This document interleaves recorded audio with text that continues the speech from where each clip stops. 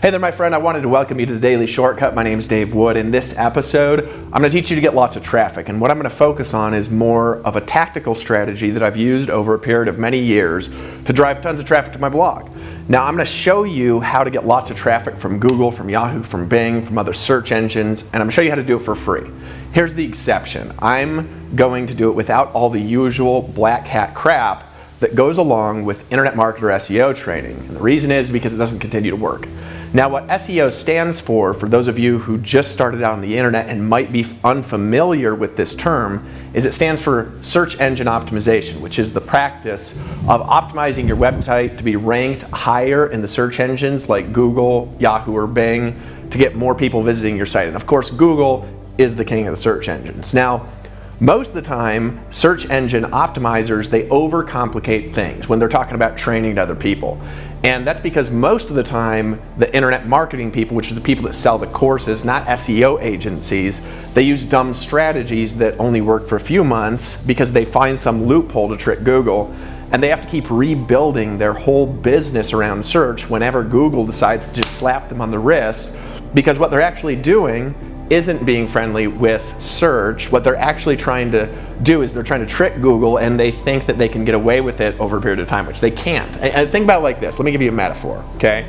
You're trying to trick, as a single human being, an army of engineers and programmers that are building artificial intelligence search algorithms just to beat out people who are trying to trick Google. It's not gonna work. Does that make sense? So in this episode, it's gonna be about getting traffic from Google to your blog and to your content in a way that will work now and for a long time. And the best part is you won't ever get slapped if you listen to this and if you do it in the right way.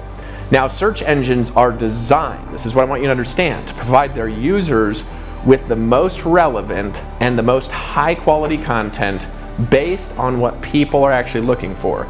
And they actually want to see when they're searching in those search engines. That's why people go back to the search engines. In other words, Google, think about them like a store.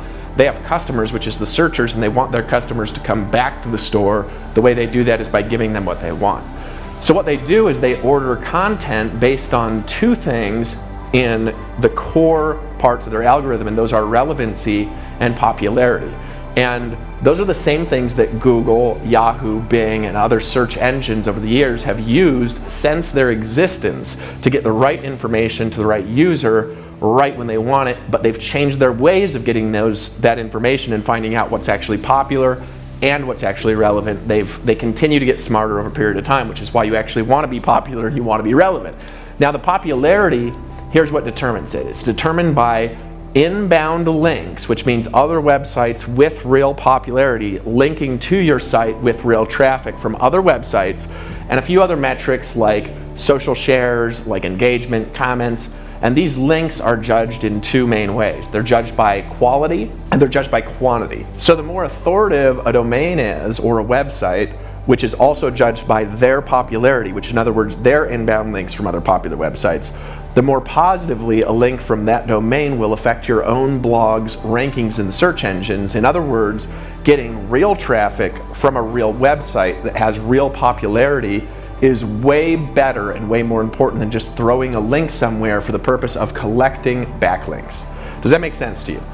That's all there is to know almost. Now, you can actually take that one idea, that single concept, and you could form the basis of an entire long-term SEO strategy that will work as long as the internet exists, which, if you haven't guessed by now, the internet is going to be here way longer than either of us, way longer than any of us are going to be alive. So getting the right kind of links from the right kind of websites is the secret. And what kind of websites are those?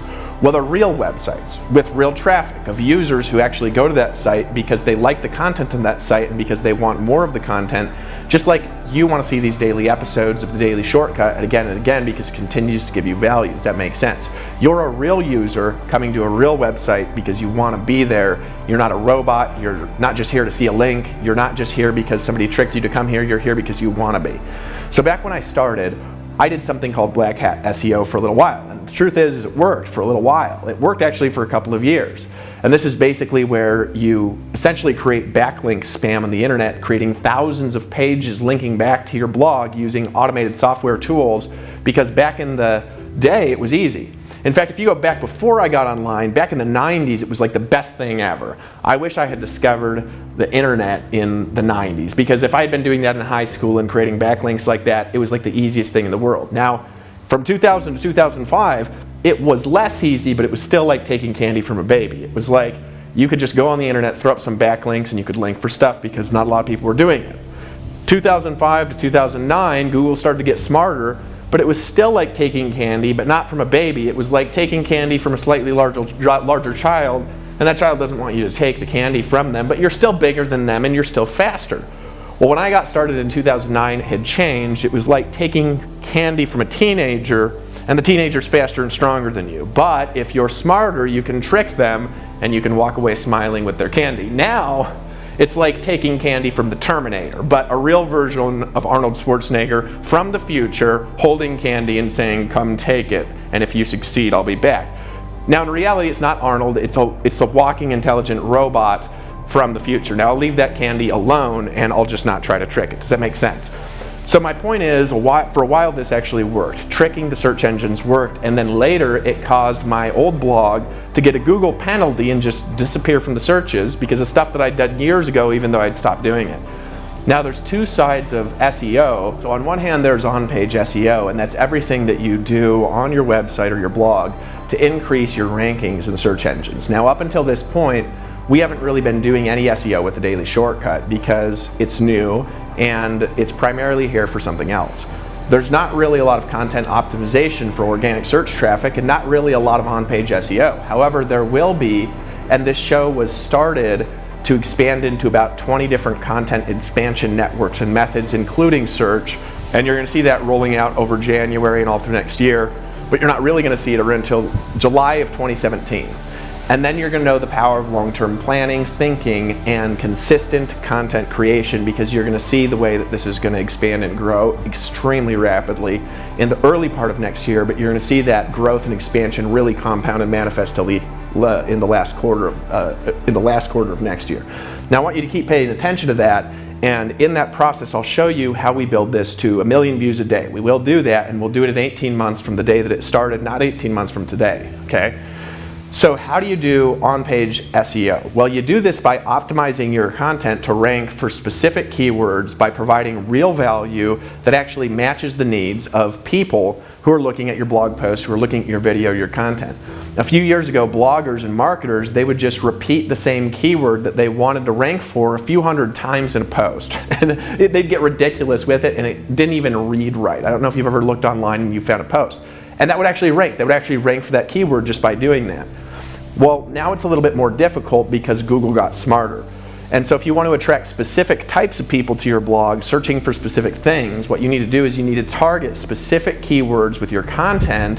However, you need to do it in a way that actually engages your audience and speak to the needs of those keywords in order to produce consistent results, especially because Google will continue to get smarter. Now, if you do this, and you pay attention to this stuff, your blog promotion efforts will result in a lot more traffic over a period of time. And you're going to take time to blog daily anyways, so why not plan for it?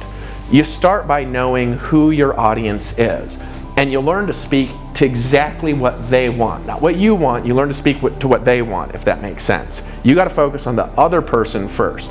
Now, if you're building an online business and your target market is other people who want to build an online business, what you want to do is you want your content to rank for keywords that those people are searching for, and the more specific you can get, the better it'll work. Like, for example, if somebody was looking for how to create a blog or how to make money with an online business, those would be examples of things that people would type into the search engines. Google has actually built in tools to help you research your audience and to get to know their needs, like the Google Keyword Planner, which will actually allow you to find keywords that people are searching on Google. And there's so much data that's available today that wasn't even available when I started. There's no excuse to not research the market that you want to reach. You got to research what your list, what your market actually wants if you want to effectively reach them. Does that make sense to you? So when you're writing a blog post, you can target specific keywords from the Google Keyword tool, and if you know if you actually do a good job answering the questions in the people's minds who are using those keywords to search, you're going to get more organic traffic than if you're just trying to rank and just trying to get traffic. In fact, maybe if you do SEO or even black hat SEO just for the purpose of getting traffic, maybe it'll work for a little while. It won't continue to work if you're not answering people's questions. I'm just telling you, I'm promising you, I've promised people in the past that have big businesses built on SEO, I'm promising you right now, you cannot trick Google, don't even try. Now, without getting into the pointless details that change every month, every quarter, every year, just pick keywords that have a couple hundred, between 200 and maybe 5,000 monthly searches to start, especially if you have a low authority website.